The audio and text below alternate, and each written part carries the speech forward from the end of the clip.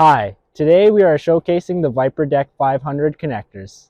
Here we have the single connector to connect 2 corners. Here we have the double connector to connect 4 corners. Step 1. Attach the connector to the hole of the ViperDeck 500 and lay it flat. Step 2. Lift the mat and connect each connector to each hole.